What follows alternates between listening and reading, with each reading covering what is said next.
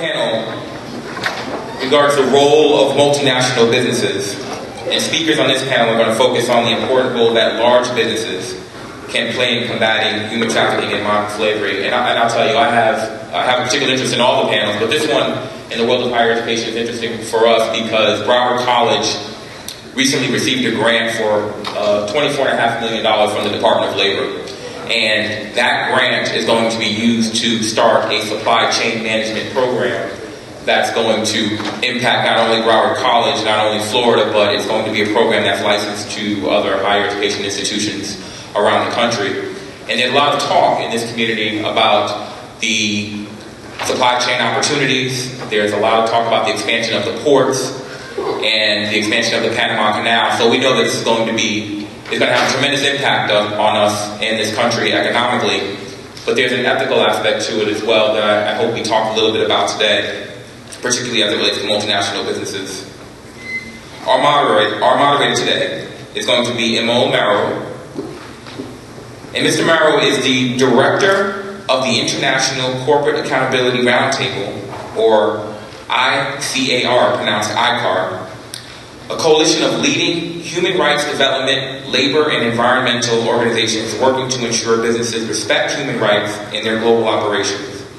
He has worked to build business accountability frameworks in both domestic and international arenas. In addition to his work with ICAR, Mr. Marrow serves in advisory capacities for the American Bar Association Center for Human Rights. There you go. Amnesty International, USA, and Lawyers for a Better Business, L4BB, among others, and is frequently published in the business media. Welcome. Thank you very much.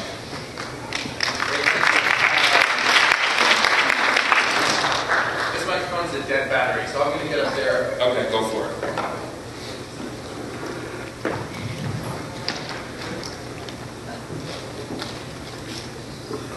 Probando. Excellent. Gerardo, you saved me just now. Thank you. Well, thanks first to Broward College and Free the Slaves for hosting this excellent dialogue today and for inviting the participation of myself and my organization to this convening. We're extremely pleased to be here and really looking forward to this afternoon's discussion on the role of multinational business in addressing human trafficking. We have an excellent panel and lineup of speakers for you this afternoon, and we really want to foster a dialogue and conversation in this session. So each speaker will speak for about 10 to 15 minutes on their subject area, and then we'll throw it open for hopefully really robust dialogue and discussion. I'm going to take a few moments now to talk about the context of business and human rights and how it pertains to this issue of human trafficking. And I'll start at the international level, because what we're seeing now is a growing awareness of the responsibilities that businesses have to human rights. And human rights include, the rights that are protected, anti-slavery, anti-trafficking, these sorts of issues. So at the UN level, at the United Nations, a framework was reached called the Guiding Principles on Business and Human Rights. And these essentially clarify that corporations have a responsibility to respect human rights, and that states, that governments have a duty to protect human rights. And that they can do so by enacting laws, regulations, policies to ensure that businesses are in fact respecting human rights. So what has been happening here in the US context? At the executive level, President Obama issued in 2012 an executive order that provides greater scrutiny over contractor policies related to trafficking and slavery. Now, this executive order is currently in the process of being implemented, but you see a high level of commitment from the executive on this issue. You also see that playing out with this January being National Slavery and Trafficking Awareness Month, and a commitment made by the executive on this issue. But we also see Congress acting in this space. So a bill that's going to be put forward by Congresswoman Maloney essentially requires companies to disclose the steps that they're taking to ensure that trafficking and child labor don't enter their supply chain. So it's a disclosure provision that would enable empower the SEC, the Securities and Exchange Commission, to require companies to disclose the steps that they're taking to ensure that slavery and trafficking aren't part of their supply chains. So this is a bill that's currently out, or I believe soon to be introduced, but it shows that Congress is also acting in this space. But outside of the executive and outside of Congress, you also have state-level movement. So as of 2012, 47 states had prohibited sex trafficking and 49 had prohibited labor trafficking. And there are some innovations as well. The California Supply Chains Act, Business Transparency and Supply Chains Act, essentially requires major retail manufacturers, retailers in California to provide a website disclosure about the steps that they're taking to ensure that trafficking and slavery aren't part of their supply chains. So again, lots of congressional activity, lots of executive activity, and lots of state level activity. But today's panel is going to really explore the other side of the coin, the side that doesn't deal with regulation or legislation, but shows innovative tools that are being advocated and created from worker rights organizations, from standard setting agencies, and from major corporations. So we're going to dive into that dialogue now, and I'll turn the floor over to Gerardo. And Gerardo Reyes is a member and senior staff of the Coalition of Immokalee Workers, and that's a community-based human rights organization with over 4,500 members. And Gerardo, over to you now. Perhaps you could start by providing a little bit more of the story around slavery in Florida's tomato industry. Thank you very much. We're very pleased to be here and to be able to share some of the work that we do on the front against slavery. Well, to describe a little bit of the problem. As workers, we live in the community of Immokalee, and we have organized for many years to be able to eradicate the poor working conditions and to increment wages. On that battle, because we see that our work has two root problems. One of them is obviously the economic side of the problem, stagnant wages for too many years. And the other one is the problem that has to do with the imbalance of power between workers and their employers. And on that, there's a big list of many abusive practices, like sexual harassment across the entire tomato industry and the agricultural industry in general, situations of wage theft, situations of discrimination, verbal and physical abuse, all of these outside of what we have seen in the most extreme cases, which is the continuum of the poor working and backward conditions in agriculture today, which is the cases of slavery. So for us, slavery is not something that happens in a vacuum. Slavery is a continuum of situations that have happened for too long, constantly. It's a constant in agriculture. So talking about that history, it's where we, as an organization, have been fighting and then finding cases of slavery along the way. So we became part of one of the organizations in the nation that's fighting slavery in the fields of Florida, and that have been receiving some recognition for that work, because we have worked in 6 different cases of slavery directly, in some cases investigating, going undercover to help people escape from the rings of slavery.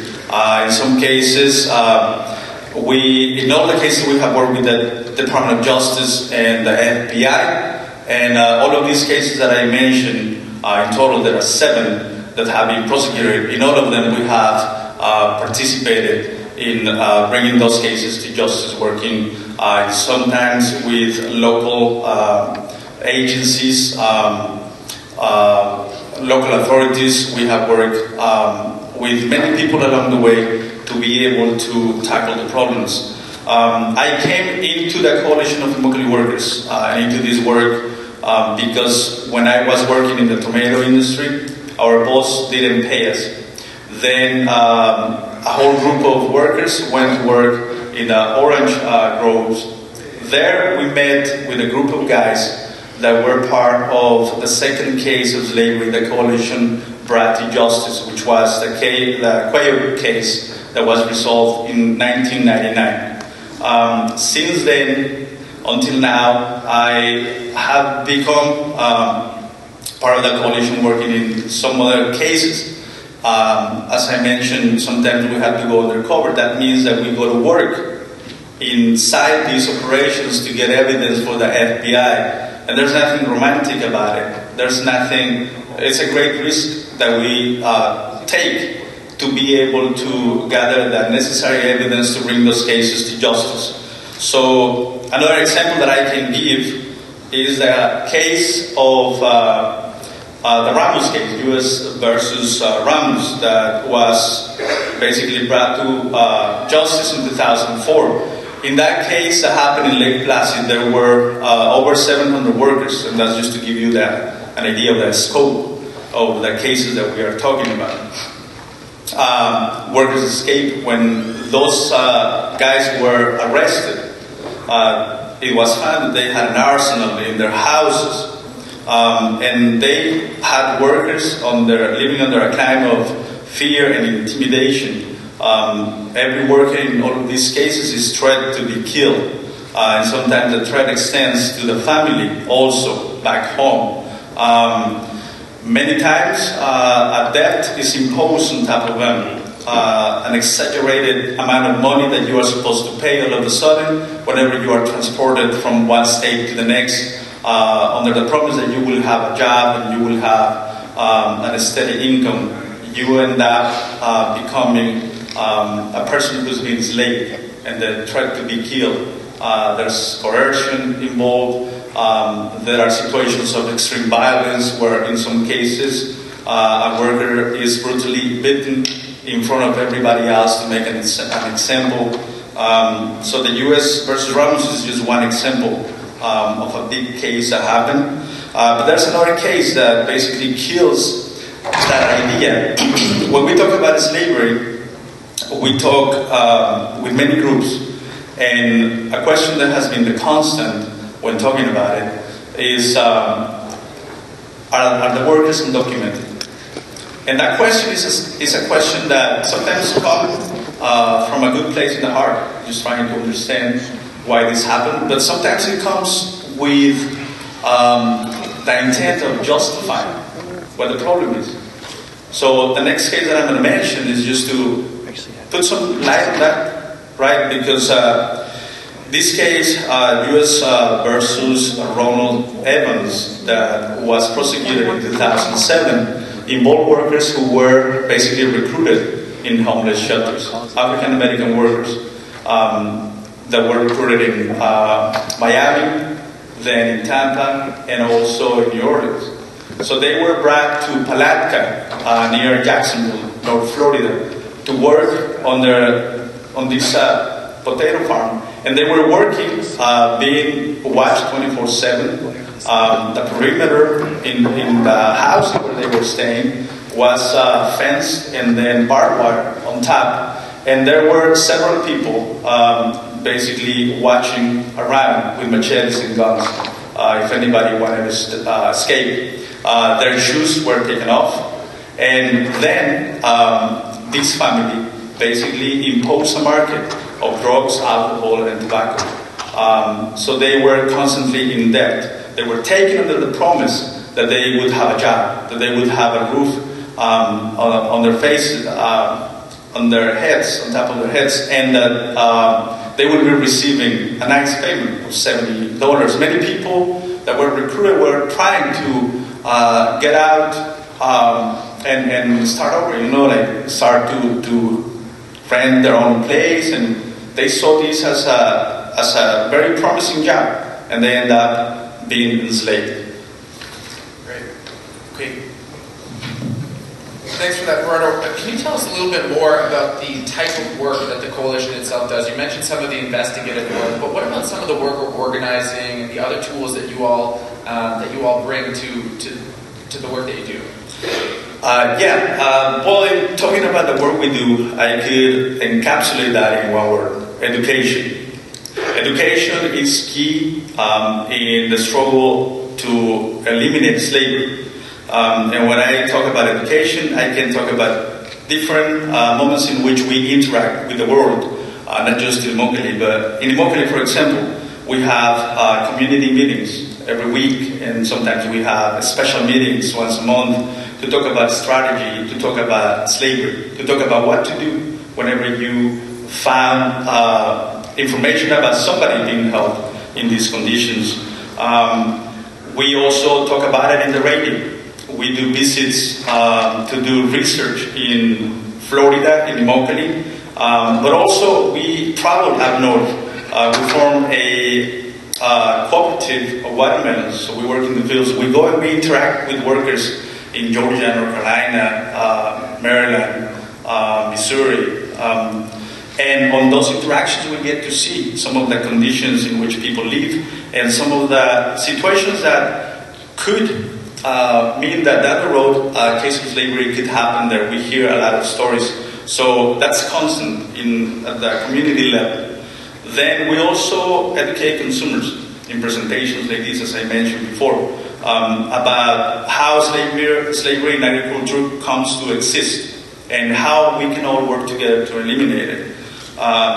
We invite them to participate in marches and actions because we know that the only way to eliminate slavery in agriculture, and the most effective one that we've seen, is to bring those who are buying the tomatoes to participate with us and to participate with growers that are willing to implement the rights that are needed to prevent slavery from happening. And I know Sean is going to talk a little bit more about that aspect through the Fair Food Program. So we educate consumers. We also educate law enforcement, as I was mentioning before. And in that sense, we have worked in creating the curriculum on the advanced techniques for law enforcement on the identification of labor trafficking cases at the state level. We have also worked with the National Association of Sheriffs to basically inform them and just like share the knowledge that we have basically over the years compiled around the slavery in terms of agriculture. We also work with local enforcement, and there's organizations that were created at a local level to fight slavery, like the Collier County Task Force on Human Trafficking. But we also educate police academy members. So whenever somebody is on the way to be a police officer, there's this chance that they are going to be trained by one of our representatives. And this has happened in Florida, it has happened in other states, and it will continue to happen. There's trainings that have happened also to FBI agents, because although they understand a lot of things in terms of enforcement, there's many times the need of collaboration with organizations like the Coalition to be able to understand the nature of the work in agriculture. And there are many things that are very specific to that job that many times people don't have experience with. So we have also done that part of the work. But this not only reaches to that point, it also reaches to the point of educating corporations. The Campaign for Fair Food, which has bring 12 corporations to work with us, including Walmart that just joined this Fair Food program recently, are committing to do something that basically tackles the possibilities for slavery to continue to happen. When I say that, I mean that corporations that sign these agreements are basically committing to pay a premium pay to address the sub-poverty wages that have existed in the agricultural industry for too long, in the tomato industry, which is the biggest. So they alleviate poverty by working with us. At the same time, they are committing to apply market consequences. There are zero tolerance for slavery in the companies that are selling the tomatoes to any of the 12 participating buyers. So if there's a case of slavery, a company, a tomato producer is going to be cut off the program. That is a huge sanction for not doing their part on preventing slavery. Now, there are many rights that are contained in this booklet. We go to the fields constantly. We cover around 30,000 workers under this program in the entire state of Florida, and talk about rights that have to do with the violation that used to be the constant in agriculture. Many problems continue to exist, but now there's a solution with the implementation of the Fair Food program. Now people have the right to complain without being fired in the spot, which was a common practice. Situations of sexual harassment have been reported, and women don't have to give up their dignity when they go to work. Situations of discrimination, checks, theft, and many other abusive conditions are covered under this program, which means the level, the floor that has always been in agriculture very backwards is changing.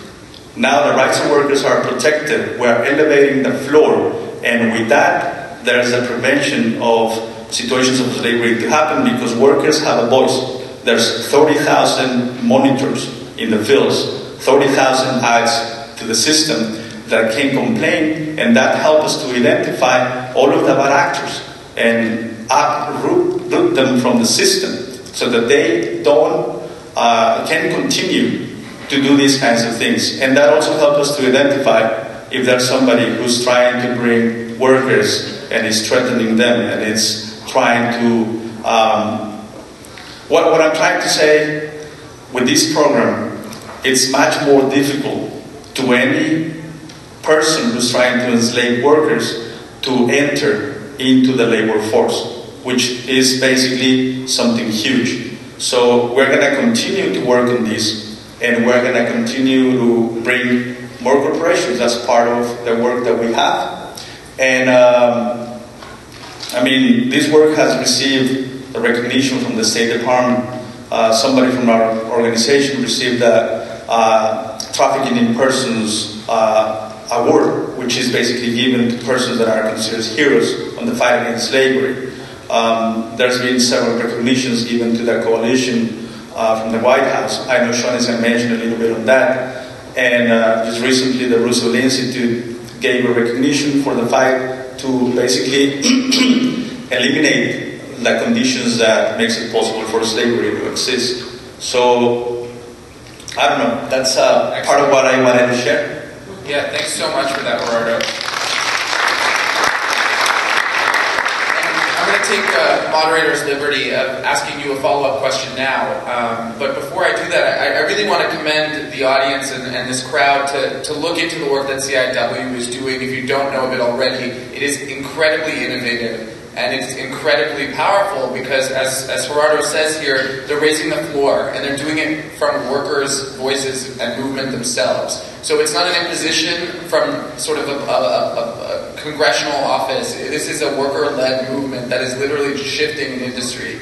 So do look up CIW. I know Gerardo has some materials that are outside on the table. And Gerardo, in that vein, in this sort of inspirational and innovative take that CIW has, what has been perhaps one of the strongest lessons you've learned in your work with CIW? What has been the most powerful lesson that you think is worthy of emulation or that you want to share? And I put you on the spot, so. Oh no, it's fine. Improvising is one of the things that we sometimes do too, and sometimes it goes very well, sometimes it doesn't. But I'm gonna try. Well, I think that there are many aspects of this program, the Fair Food program, that can be replicated in other places.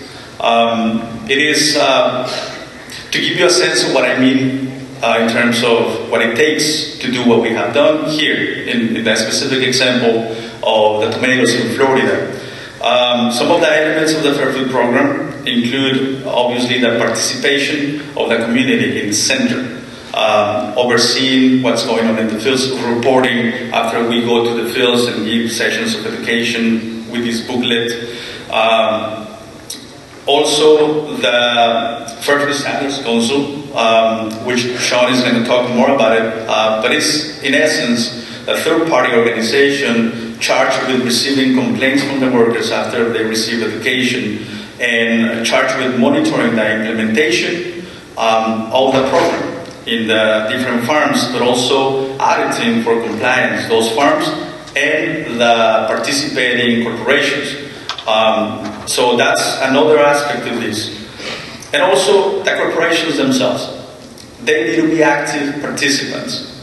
And it's through the market consequences or market incentives that they are helping to basically flip what the configuration has been, in a way. What I mean by that is, for too long, conditions in the fields have gone worse and worse and worse. It's like a race to the bottom. It's been described like that because workers are getting more poor every year. Wages are in decline, and that's not just us saying it, it's the Department of Labor saying that. Because there was no incentive to do it differently. The market is not inherently bad or good, it's just a tool. Now, when that tool is being used to set the prices at the lowest possible, what happens is that the tomato industry is forced to cut costs of production. Now, if you were a tomato producer and I ask you where could you cut costs of production, what would your answer be? Labor. So the poverty that we're talking about is directly connected with the incredible wealth of many of the corporations that have used the market to basically achieve the goal of artificially low prices. So that's the analysis behind the whole campaign for fair food. But then, at the same time, when you see that happening, and that's where we started to ask corporations to work with us, the power they have, not just the economic power to be able to pay a little bit more to address the supporting wages, but also to use their influence in the entire food production to basically require the application of different rights. It's huge, and that's what makes it possible for the application of all the rights that we have included in this booklet. So when we talk about slavery, we're talking about consequences, but we are also talking about incentives. Before, the race was to the bottom because there was no incentive. Now there are companies that are producing tomatoes that want to exceed what the program says, and they are willing to do it. There are also tomato growers that are dragging their feet, kicking and screaming. There's both. But if we were to have all the buyers, like Publix, like Wendy's, like all of those who have not signed yet to this agreement, paying the penny a pound and conditioning their purchasing, all that industry would have to do it in the same way, applying and reinforcing these principles. And what that creates is companies, tomato growers that exceed in the application of this program are going to be basically the preferred suppliers of any of the buyers that have signed on to the program. So what that creates is this energy, this incentive, huge incentive of the entire universe of buyers supporting with their market the best practices. So it's a race to the top. Great, excellent. Thanks for that, Gerardo. Excellent. I'm going to come back to you hopefully at the end with some more questions. But now let's shift and hear from our second speaker, Sean Sellers, who's the co-founder and investigator at the Fair Food Standards Council. And I really kudos to the folks at Free the Slaves and Broward for putting together this panel, because I think what you're going to see is sort of the different approaches here, sort of layering up towards the multinational at the end.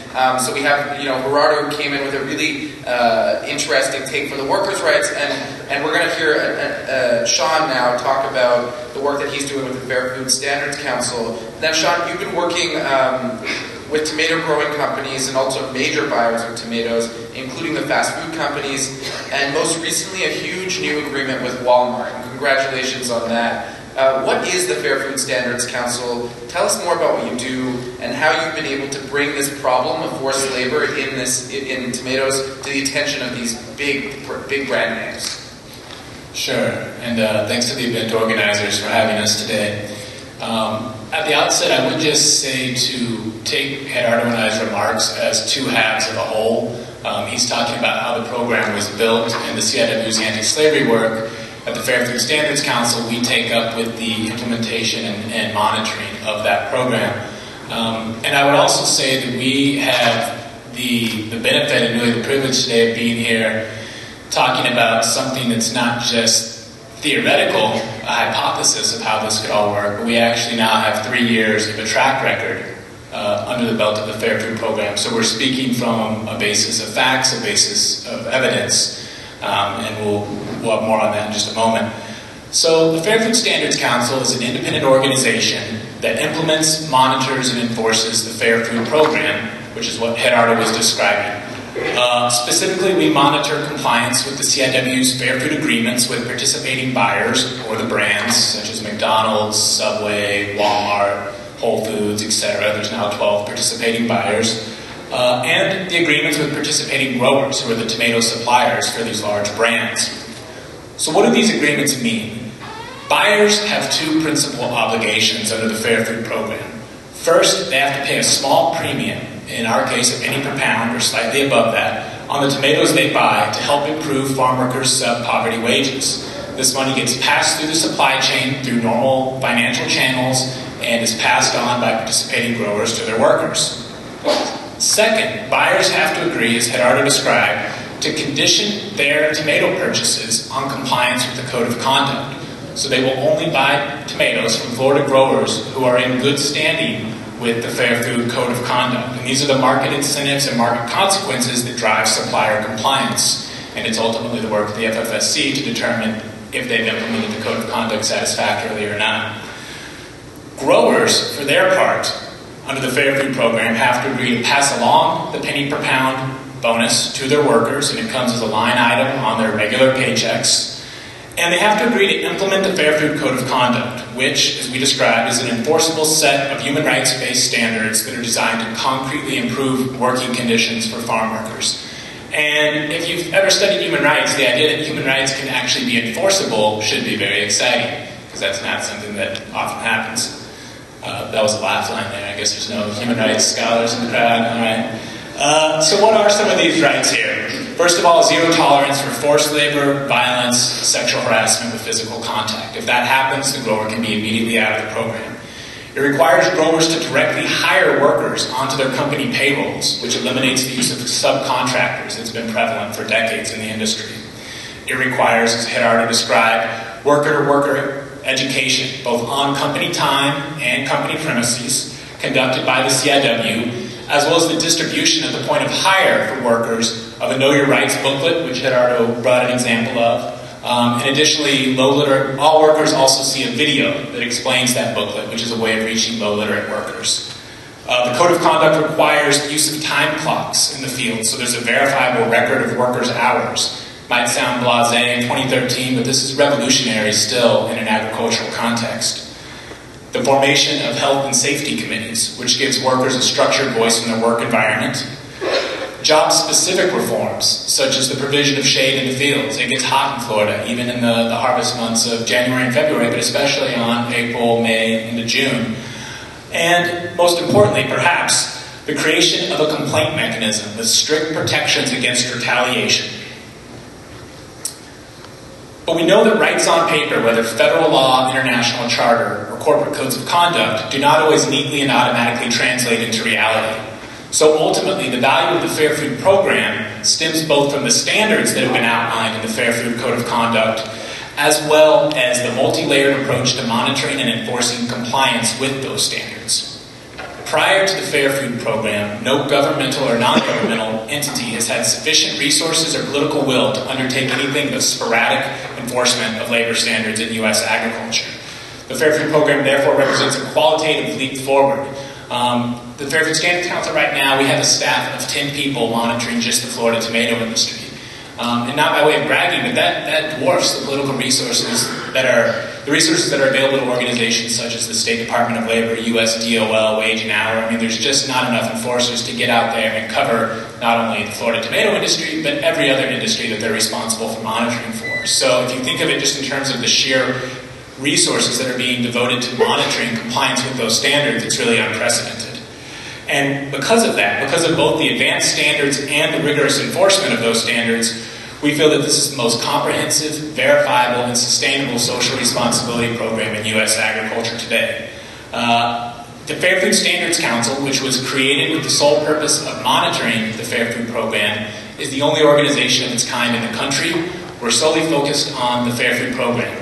And unlike most auditing organizations, that means that we're not doing garments in Bangladesh one day and sugarcane fields in Brazil the next day and the Foxconn assembly plant in China the next day. We solely focus on the agricultural industry, and working with the coalition enables us to gain a deeper base, a constantly deepening base of knowledge about that industry, about the actors, about the practices. And you just can't achieve that if you're jet setting from one audit site to the next. But beyond the investment of resources into monitoring, what does the process actually look like? So the Fair Food Program combines 4 essential tools of social responsibility into one holistic program. This approach to safeguarding human rights goes well beyond the traditional audit-only system of workplace monitoring that's recently been exposed as not just inadequate, but in most cases aimed more at the protection of a brand image than workers' rights. So the first tool in our toolkit, worker-to-worker education. Gerardo's described this, and we've already mentioned the on-site trainings the CIW do, as well as the point-of-hire trainings.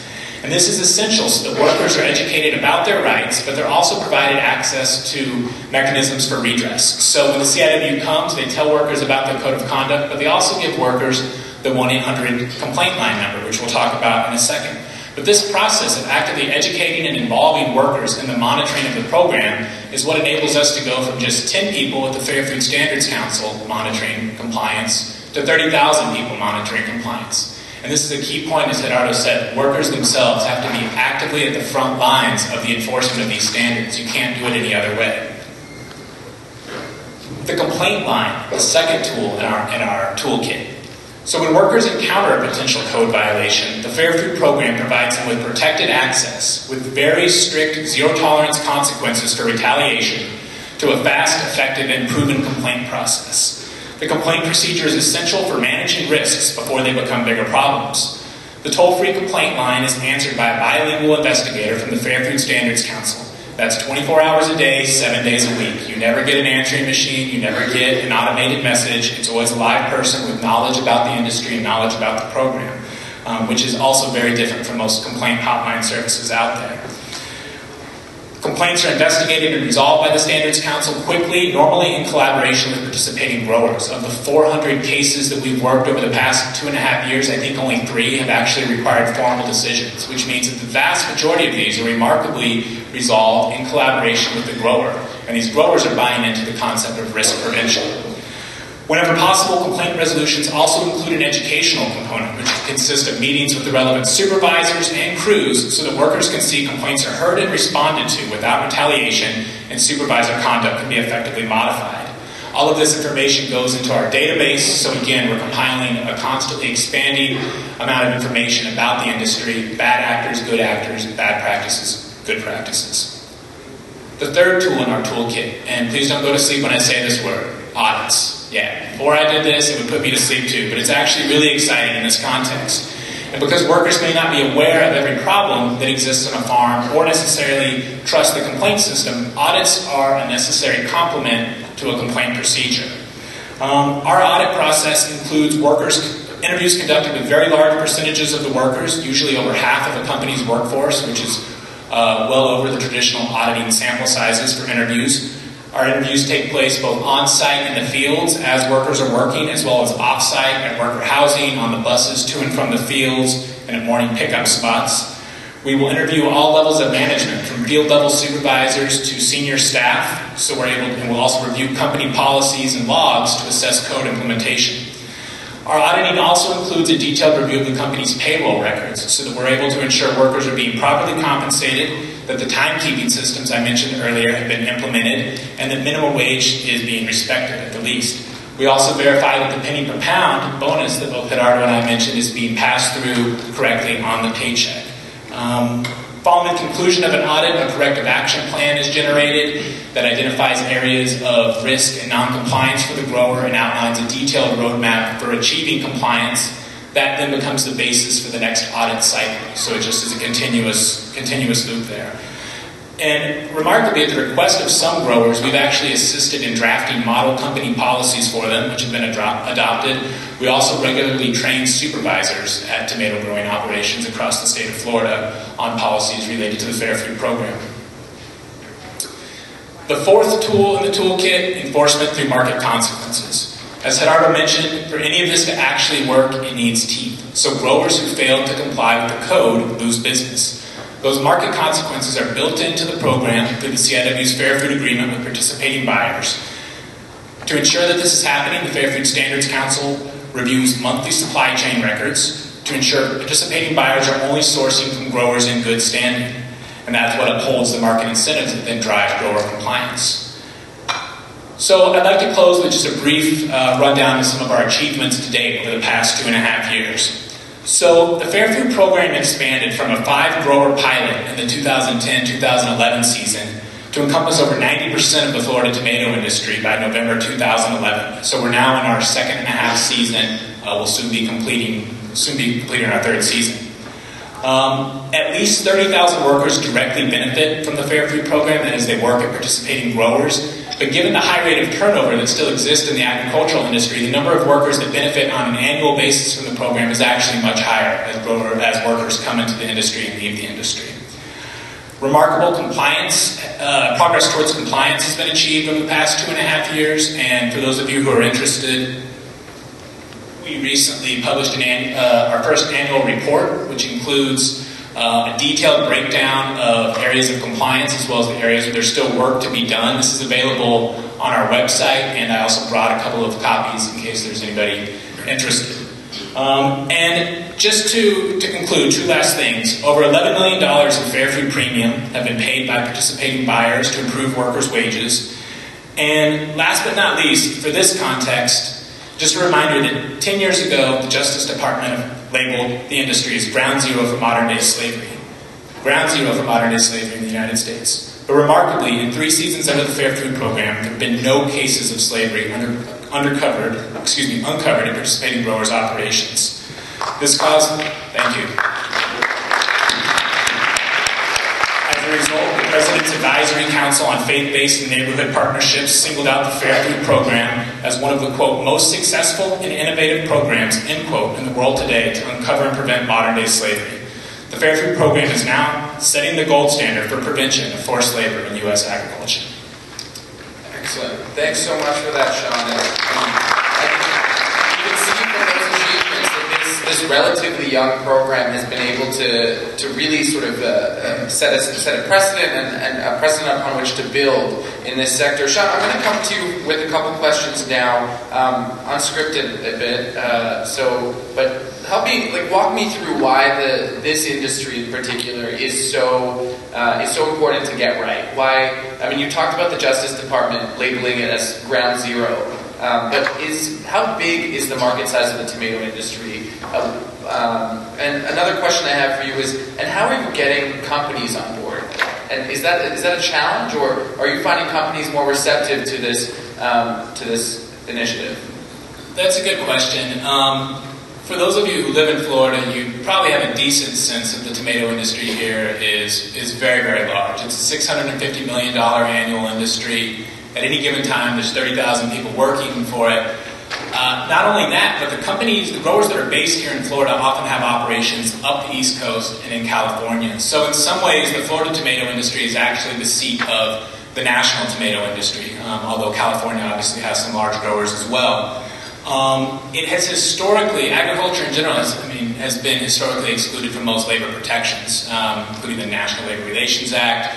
Coming out of the New Deal, farm workers weren't covered by minimum wage until the early 1960s. So there's a tradition of legal exceptionalism for farm workers that really has, Gerardo described it as a race to the bottom, and I think that's absolutely true. When you combine the legal or policy neglect towards farm workers with the relentless downward pressure that buyers have forever exerted on the industry, it's what's produced these extreme forms of abuse. So I think in some ways industries like the Florida tomato industry are the canary in the coal mine.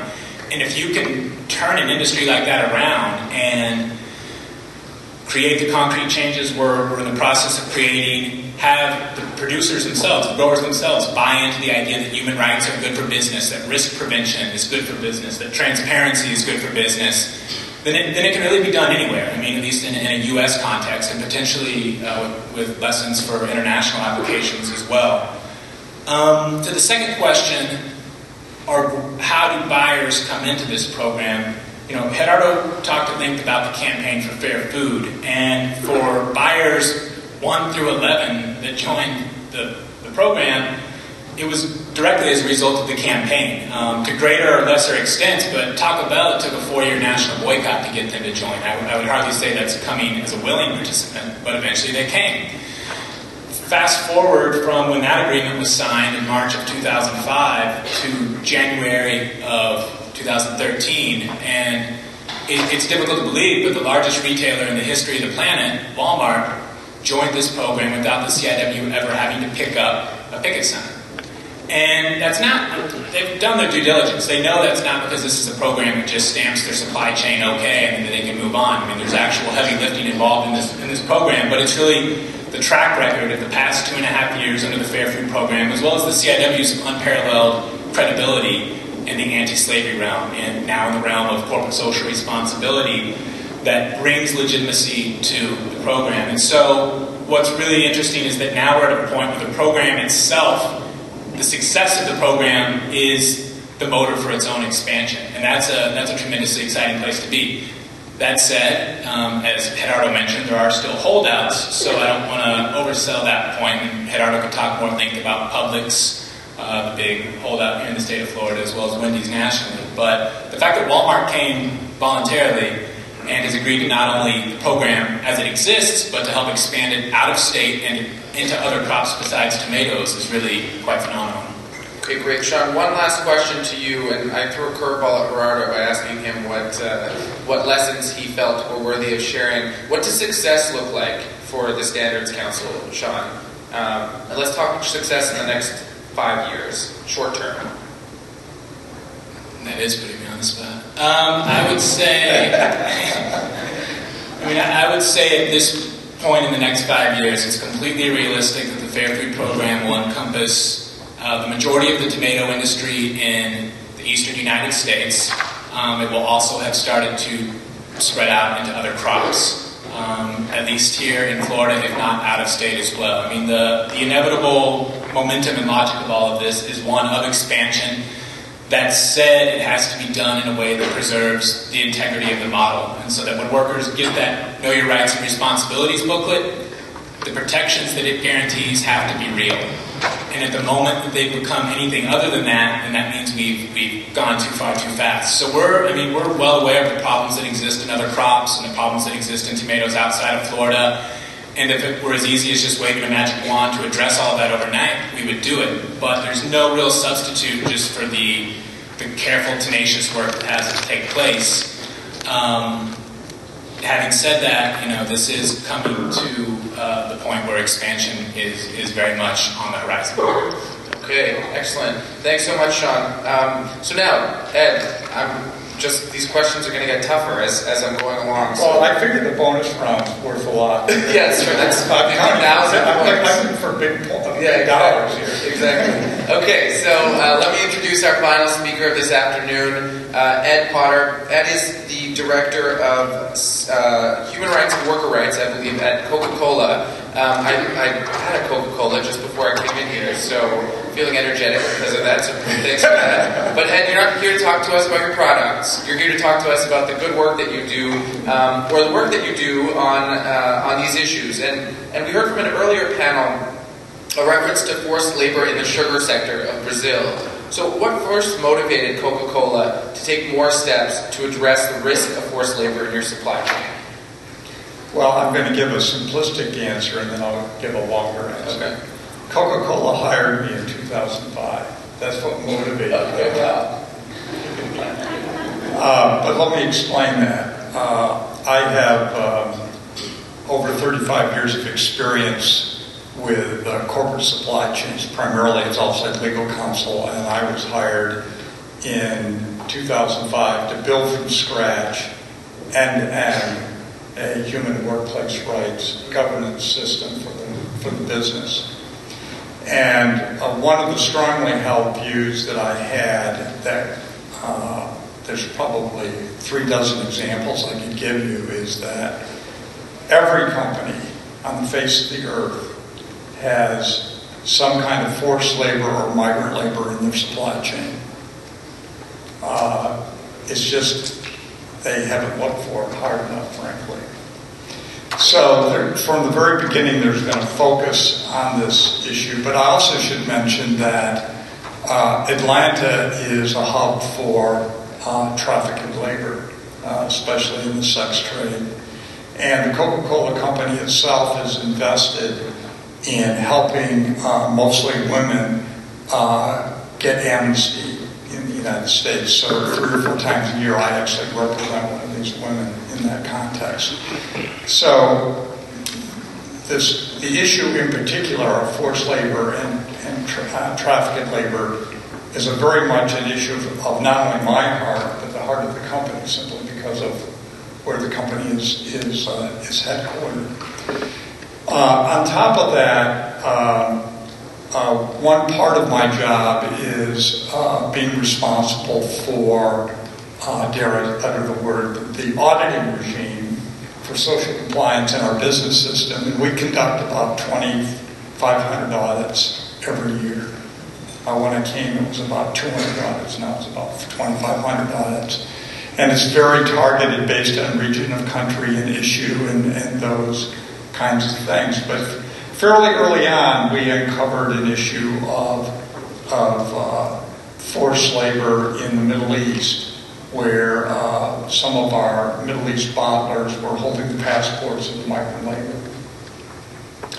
And of course, they blamed totally on the fact that the law required it. But in fact, there's only one country that requires it, and that's Saudi Arabia. Everybody else does it for other reasons.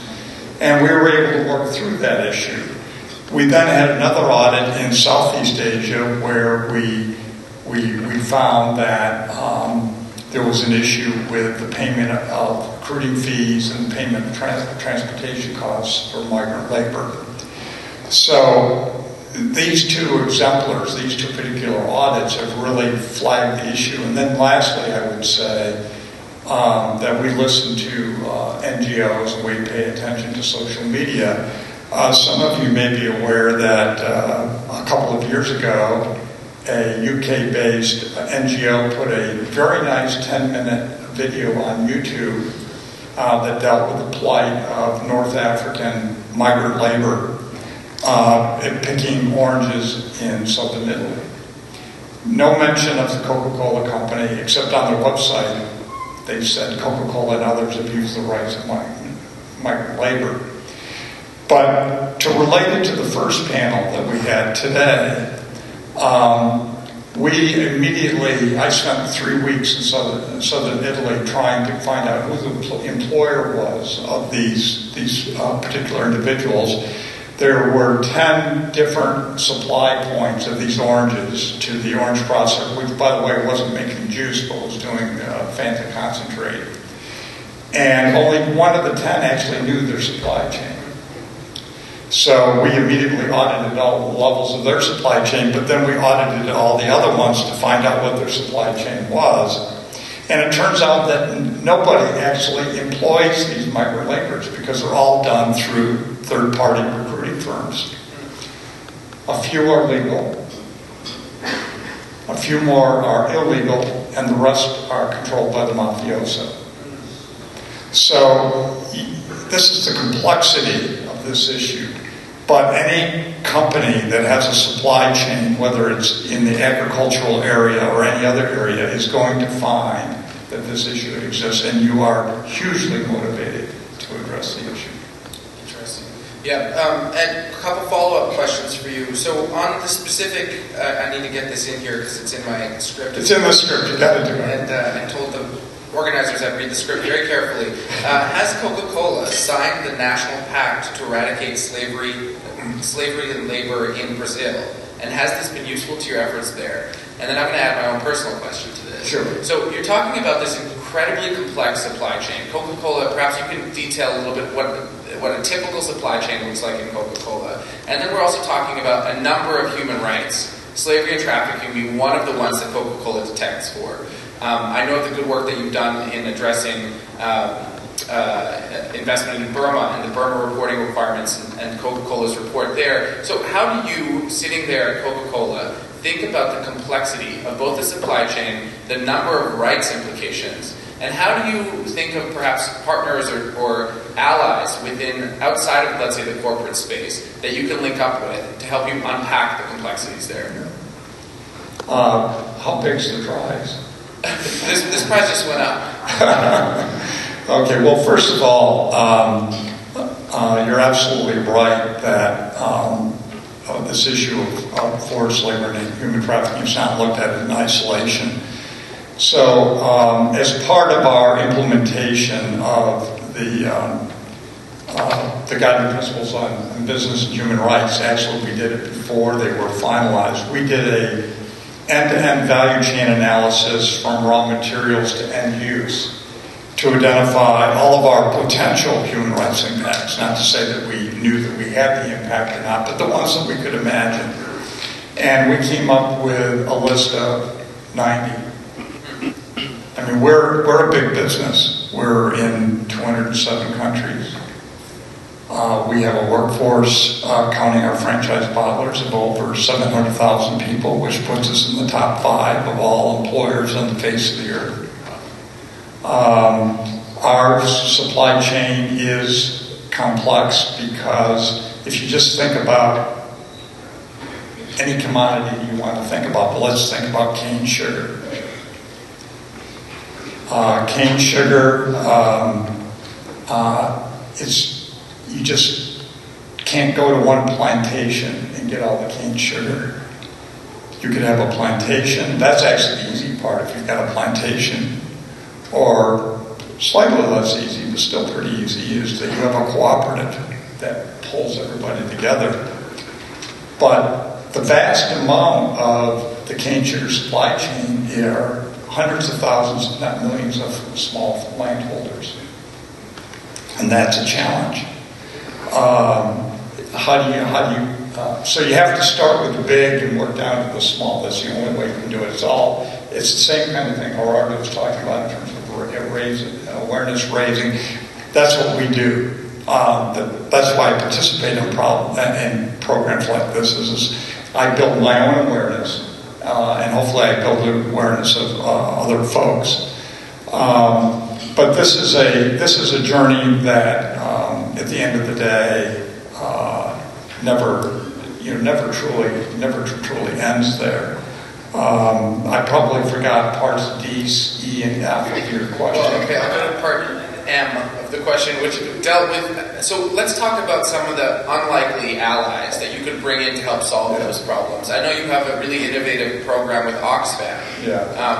Well, I realize now that you asked a question about Brazil. Brazil's A, yes. Yeah, okay. So, first of all, to be clear, the Coca-Cola Company, unlike McDonald's, for example, we, the company, are not a signatory. It is our business unit in Brazil, so it's Coca-Cola Brazil.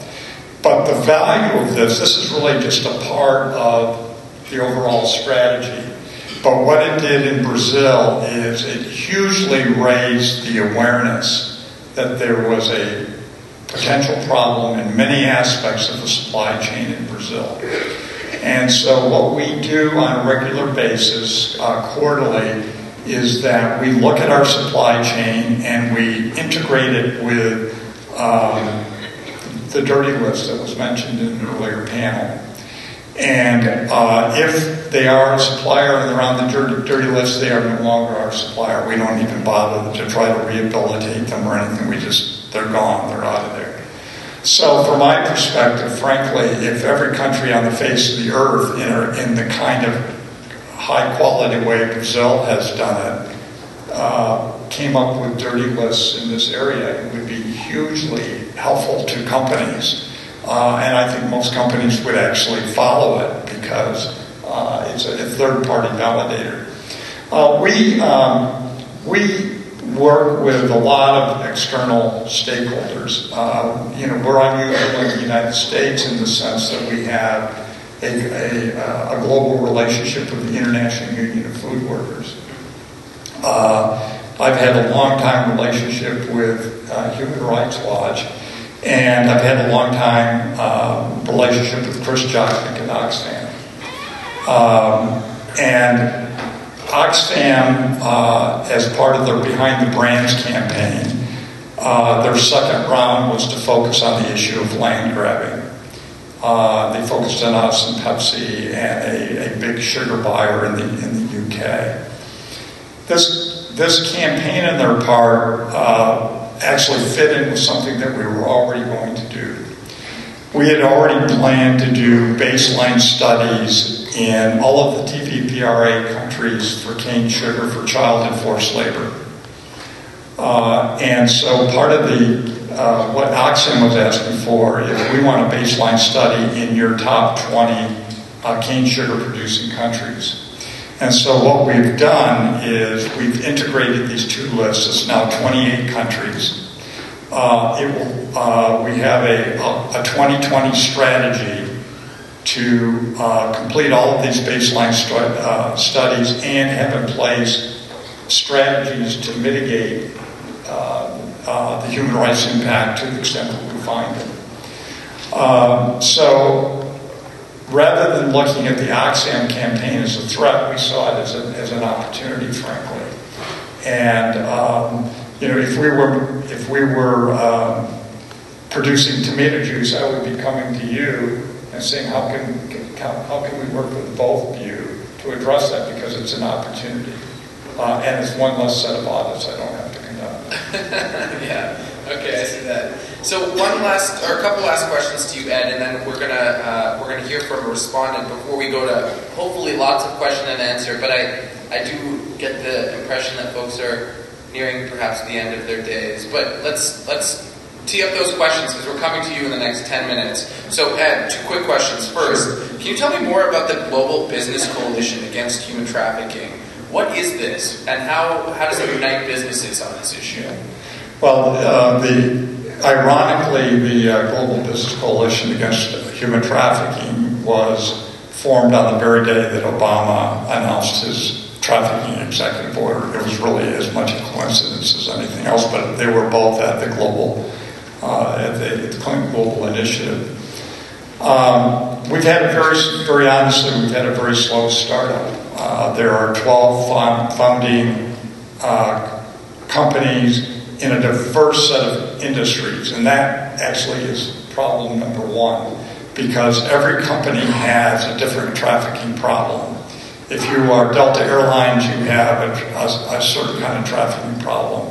If you're Carson Wagon Lady or a hotel, you have a different set of problems. If you're the Coca-Cola company, you have a different set of problems. So how do you unite behind a common strategy? Then we also had some administrative, we thought we could merge with End Human Trafficking Now, not counting, not expecting the overthrow of Mubarak in Egypt, and so we lost the infrastructure for an executive secretariat, for example. So the startup has been slow. We're probably up to 18 companies now. The challenge in recruiting companies is not so much that they don't place the same level of importance as they would other human rights areas, is that it's criminal behavior. And as soon as you call it criminal, they're more than willing to work on it, solve it, but they don't want to be public about being proactive. So we've had some challenges, and it's moving forward, but it's glacial compared to any other startup organization that we've had. All right, last question, Ed, and this is the tough one. So we asked Gerardo what lessons he felt he could share. We asked Sean what lessons he learned. For you, what's missing from this issue? What's missing from the strategy to tackle modern-day slavery and trafficking? Well, I think what's absolutely missing here is that we do not have government, civil society, and companies all in the room at the same time on a country basis. I'd say forget the global basis, at least on a country basis, to try to address the issues that you find in your own countries. I think that's the big missing piece, is that what my chairman would call the golden triangle. Okay, great. Well, please join me in appreciation for the remarks by We're going to have to go quickly to a respondent who's generally going to share some of his thoughts on the panel and the presentations, but then I really want to focus in on some questions and discussion with the audience. So I'd like to invite up Leonardo to maybe offer a quick set of comments or remarks before we go back out to the audience.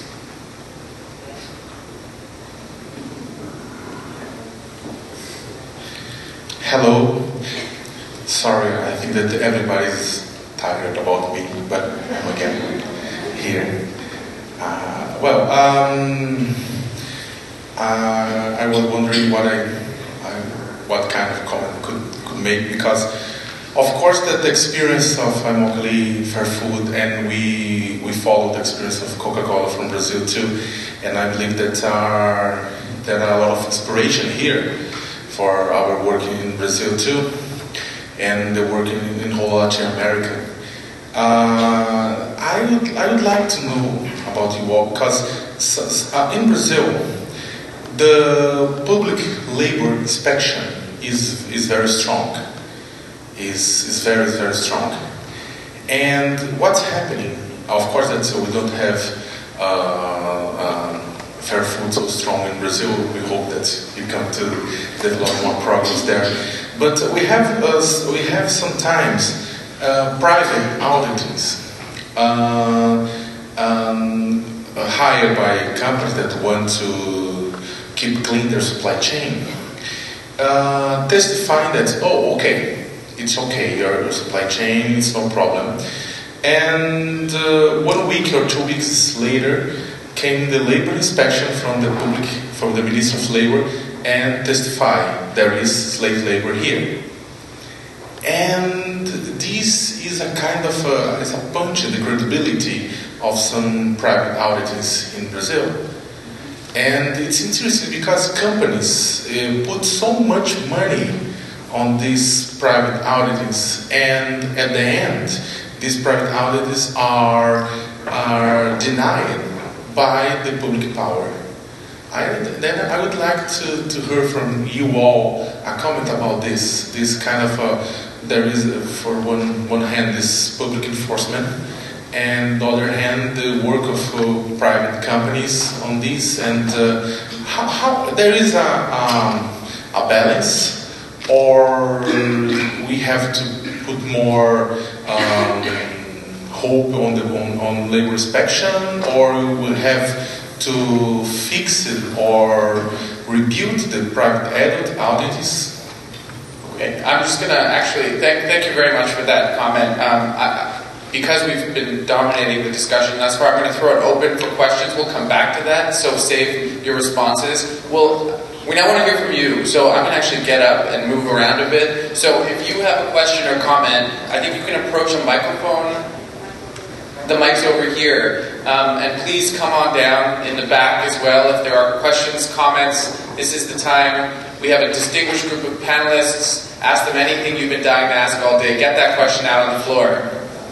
First up, please introduce yourself. Tell us what you do and why you're here. Maybe this sounds interesting to you, and then please go ahead with your question. Hi, my name is Caitlin Gumbar. I am currently a student here at Broward College. My major will be in special needs education. It's been a passion for quite a while now, probably about 6 or 7 years now. I was just so empowered by this whole thing. So I want to thank everyone here for being here and everything, because I didn't really know that much coming into it, so this was really a very powerful, presentation. So I guess my question that I wanted to ask is, do you think that the number of slaves in the world will ever be reduced to less than 1 million, or will it just ever be abolished? I want to know a response from each of you, like what your opinion on that is. Okay, thanks for that question. We're going to take 2 more, and then we'll do them in rounds of 3. So we'll add Leonardo's question to that one. So let's take one more question, please. My name is Elena, and I'm a social worker. I recently moved here from California.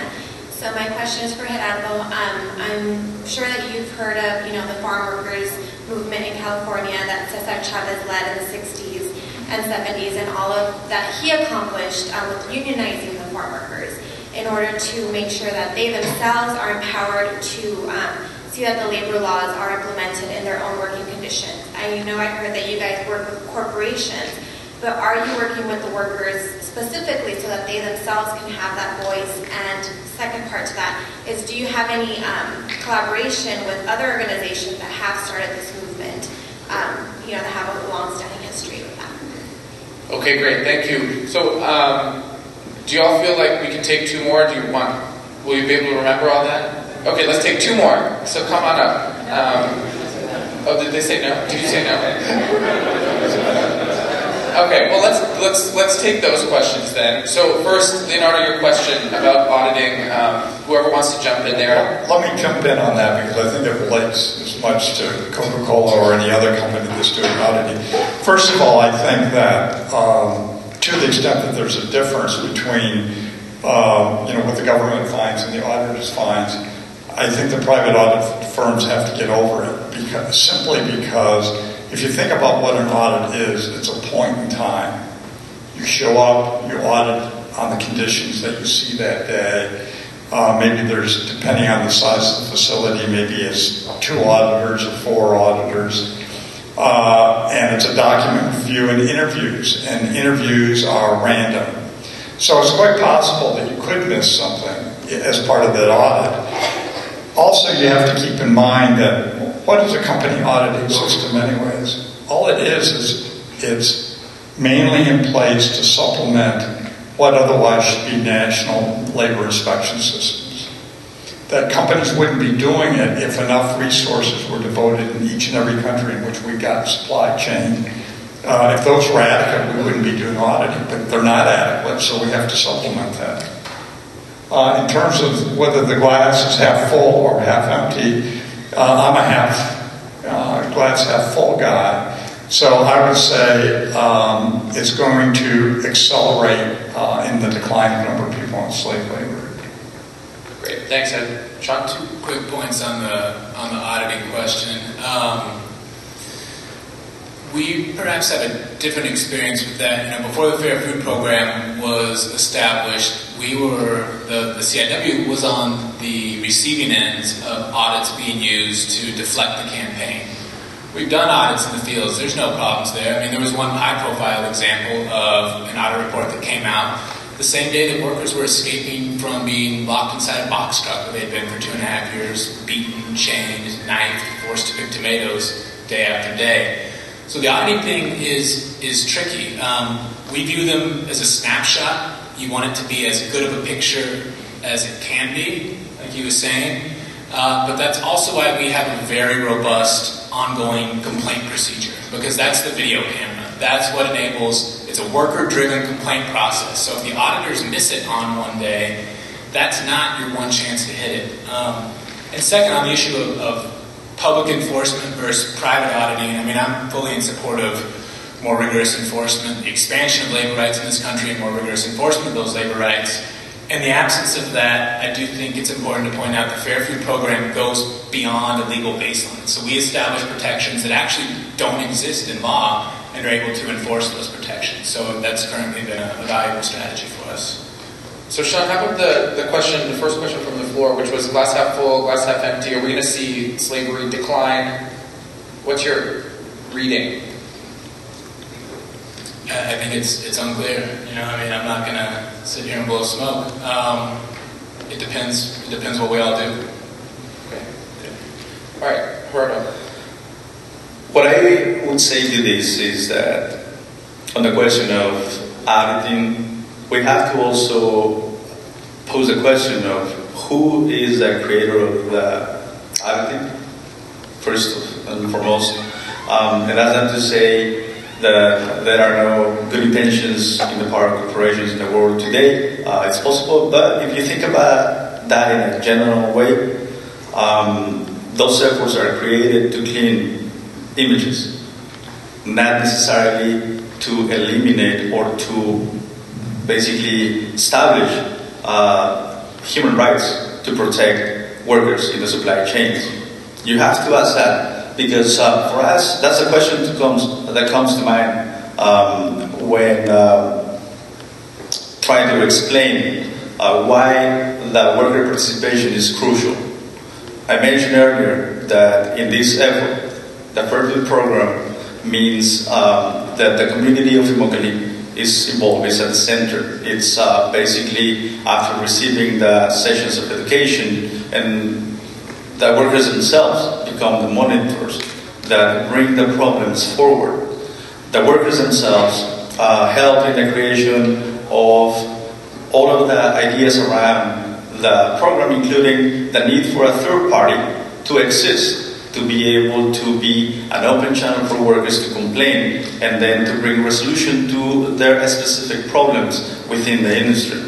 The participation of corporations, of course, is what gives the power to all the rights that are set to be implemented in every farm participating under the program. Market incentives, market consequences, as Sean mentioned earlier, but also the participation of growers. The participation of one actor in all of this is hugely important, and that's something that basically I forgot to mention, and it is actually looking into the future question. None of these agreements, except the agreement with Walmart, and even though the agreement with Walmart was only possible because of all that has happened prior to that moment in the campaign for fair food, since the beginning of the struggle in Immokalee, when the struggle was focusing on bringing the agricultural industry to the table, and then evolved from that point into bringing the buyers to become part of the solution also by working together with us, with the growers. None of this would have been possible ever without the national campaign for fair food. Now, there's certain tendency sometimes to think that protests in the streets, marches, public actions cannot affect change or are not related at all with the solution of the problem that we are talking about today in this panel, which is slavery. I think that's wrong.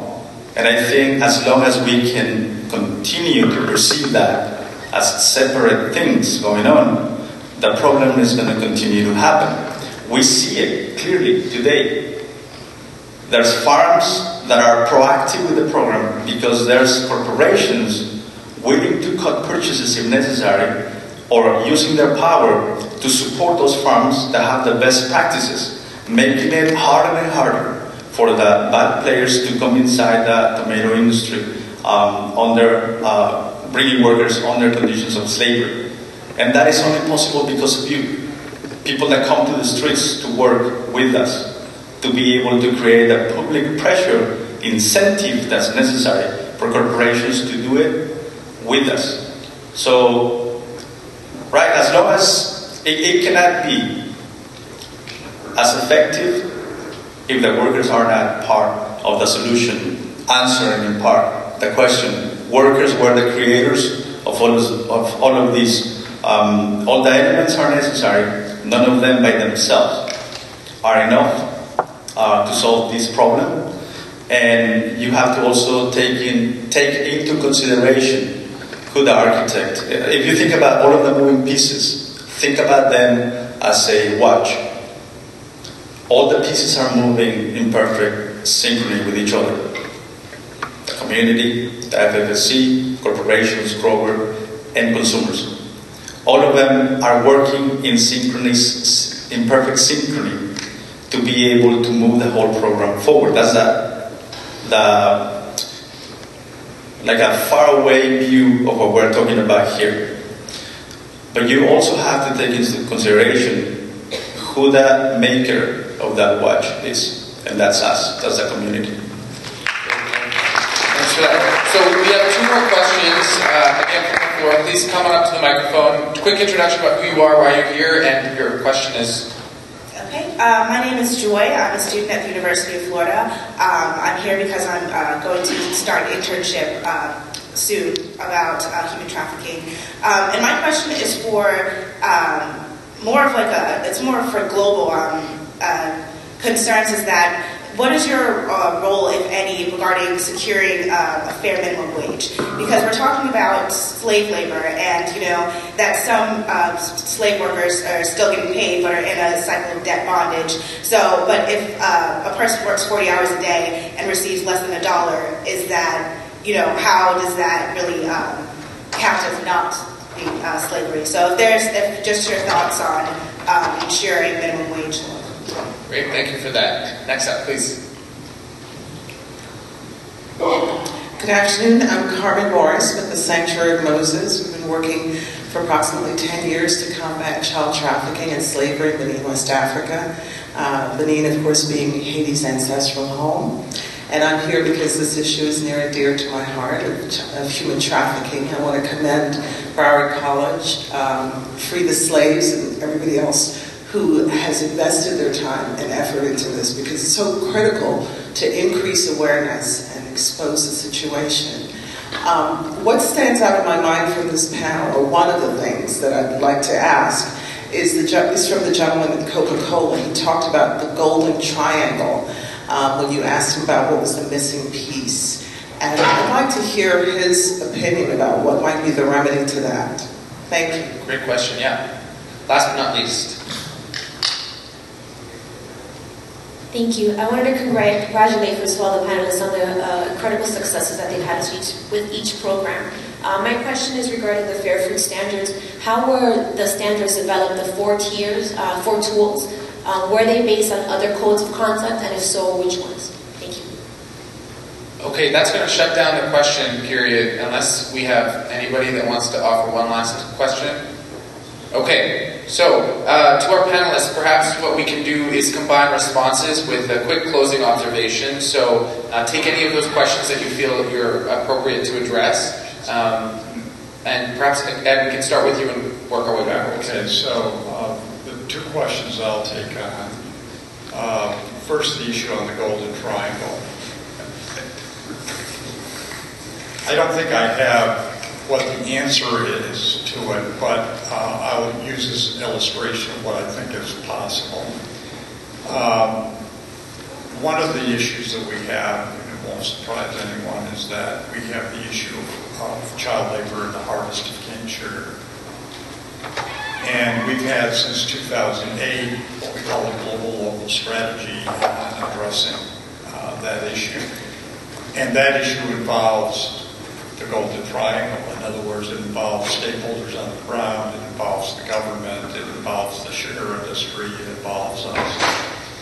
And if you think about if all companies on most of these issues had Golden Triangle strategies, you could actually accelerate this to a great deal. On the issue of the fair wage, at a personal level, I think it's an admirable objective, but there are some obstacles, unfortunately. First of all, there's not even an agreed minimum wage standard. In other words, even the criteria of what should be a minimum wage. And because we've done now over 16,000 audits since I started working for Coca-Cola, I can tell you that even to this day, one of the very common violations of local law we find is failure to pay the minimum wage. So you've got a basic compliance issue aside from I think the correct aspiration that people should be paid better. Great. Okay.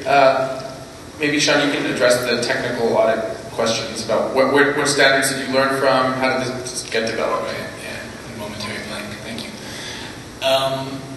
The Fair Food Code of Conduct is a really interesting document in that in the aftermath of the CIW's agreement with McDonald's in 2007, workers in Immokalee and those kind of working around the CIW began an informal study process, looking at other codes of conduct, meeting with people who had done work, for example, in the garment industry from Workers' Rights Consortium and similar-minded people, and just began developing a sense of what something could look like, both the rights and the enforcement mechanisms for the agricultural industry, for the tomato industry in Florida.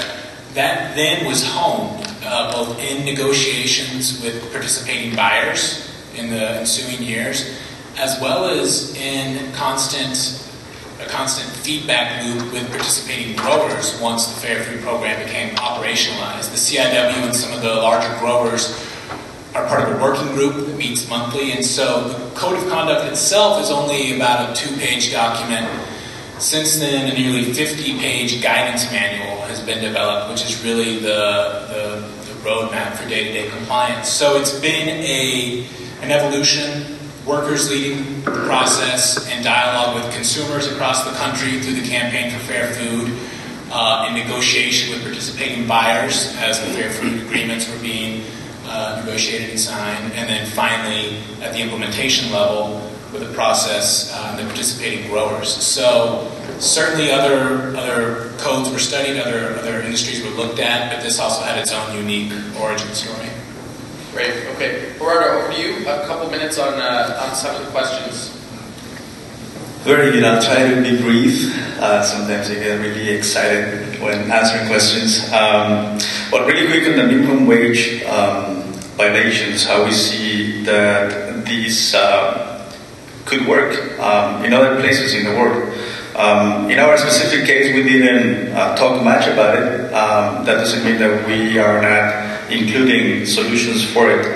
And just want to mention, under the Fair Food Program, all the participating growers have to pay minimum wage whenever you go to work. If you work for the second or third picking season in the tomato field, because they are picked 3 times at least. The third time there's less tomatoes. If it rains and you stop for parts of the day, then you might not be able to get minimum wage. But under the program, you are going to have to be paid for that. You control your own car. So that's why clocks in the fields are really important, and it's working now. It's proven to work. Before, workers were constantly cheated. Even there were some companies that cooked the books to basically show that they were paying, in fact, minimum wage, when in reality workers were being registered as working 3-4 hours, when in reality they worked 10. In the question of unionization that was brought before, that I forgot to just abort. On that question, we are not, we're excluded from the National Labor Relations Act, so it's not even a question. So that's why, in part, we decided to go through a different avenue, to do corporate campaigns to invite the corporations to be part of the solution with us. On that process, if that's something that changes in the future, then we will adapt. We organize to win changes in the fields, whatever the avenue is. And in this case, the corporate campaign, it's been the best avenue for us to affect change in the fields. I want to finish by saying something really quick. In the agreement with Walmart, right, we had a circle full of people in the office of Mokali. And I'm a farm worker, and I also want to clarify that I have worked in the field since I was a kid. At the age of 11, I was doing this job. Most of the people that work with me in the coalition are farm workers, and we, as I mentioned, go to work in the fields. We know the experiences of being a farm worker because we do the job still every season, and also organize during part of the year. So we do both. All the ideas, including the campaign for fair food, was born from the workers. So it's the worker voice really leading the whole thing and the whole analysis behind the campaign and behind the struggle against slavery.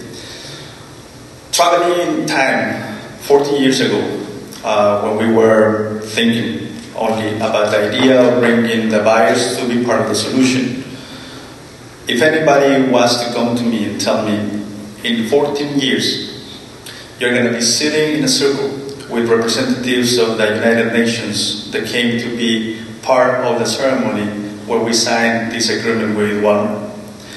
10 representatives of the most powerful corporation in the planet sitting next to us. A Fair Food Standards Council Fair Trade Standards Council that was created to receive complaints 24/7 and fix them, and audit the compliance of the payment of a penny a pound that was going to be paid, and that until now represents more than $11 million. And then having 3 of the owners of the most powerful tomato farms in the entire state and in the entire nation, really, sitting in the same space with us to talk about the future. If somebody was to tell me that was going to happen, I would tell the person, you're crazy. Honestly, you're crazy. That's not going to happen. Walmart, the United Nations, that's crazy.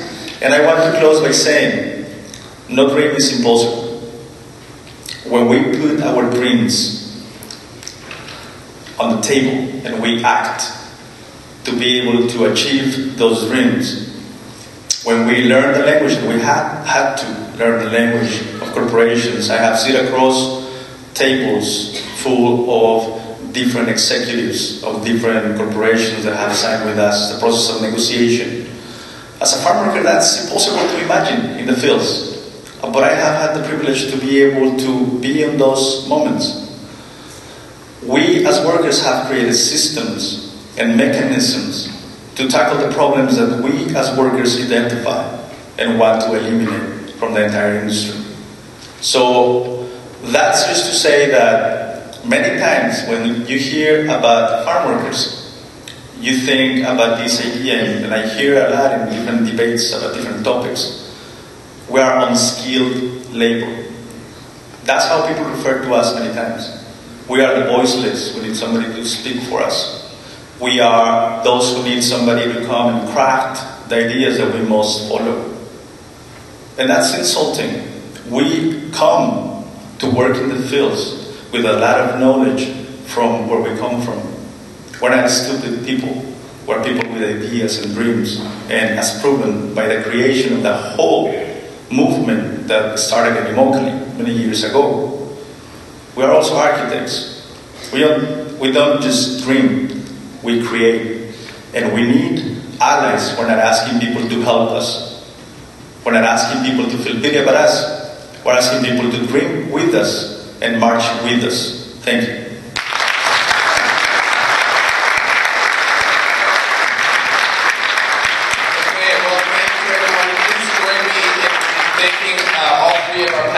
Again, I think that there are materials. CIW has materials outside. I know that Standards Council has materials outside. Coca-Cola has products probably in the premises. So you're well stocked by the panelists and their presentations. Again, thank you very much. It's been incredibly insightful.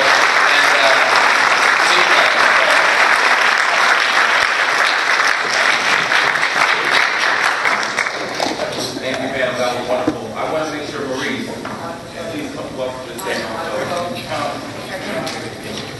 It's been a long day, right? But I think it's been a really good one.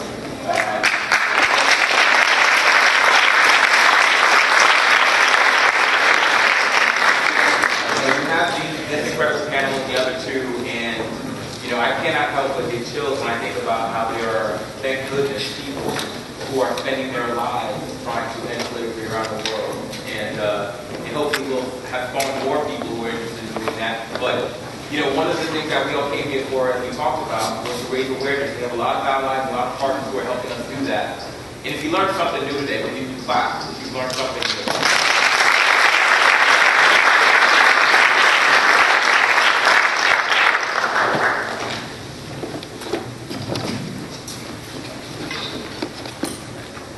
That's exactly what we needed to hear. We can't thank Free the Slaves enough. They've been an incredible partner through this process. This is going to be the beginning of quite a few other things that we do together. Maurice is amazing. Lori, amazing. Karen, amazing. Thank you guys for all the work that you did to help put this together. And thank you all for being here and caring enough to be here. And, I can't remember who said it, and there were so many great quotes today. But I actually think my favorite one was probably the shortest one, when someone said, are we going to get slavery down to 1 million or less, or can we actually do this? It depends on what we do, and it really does. So hopefully this inspires you all to do some things, and with that, I'll turn it over to Greg. Greg, thank you very much. First, I want to say thank you to all of the amazing speakers that we had today. What an extraordinary panel. Really inspiring. Thank you to my good friend Greg and the incredible Broward College team. You really can't imagine the amount of work that goes into this and just how incredibly assiduous and dedicated and devoted they've been over the course of months to make this happen. So thank you from the bottom of my heart for each other. You are a very hard act to follow with that list. But I think it hits exactly the right note.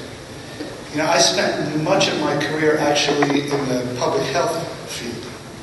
And 30 years ago, when I started there, and people said, well, you'll never bring down child death rates to the level that you're thinking about. You will never make access to family planning for women available in the ways that you're talking about. You'll never drive down HIV death rates in the way that you're dreaming about. None of those things, it's just crazy what you're talking about. And to me, having lived through the arc of those movements, which I will tell you in the course of human history are extraordinary trajectories, amazing accomplishments. This movement feels to me today exactly like where those movements were not that long ago. I can feel it coming. You know, groups of people like this from different walks of life coalescing around an idea. And once that idea takes hold, it's incredibly powerful. So whoever was the young lady who said, will we drive it down? The answer is yes, we will. Thank you very much.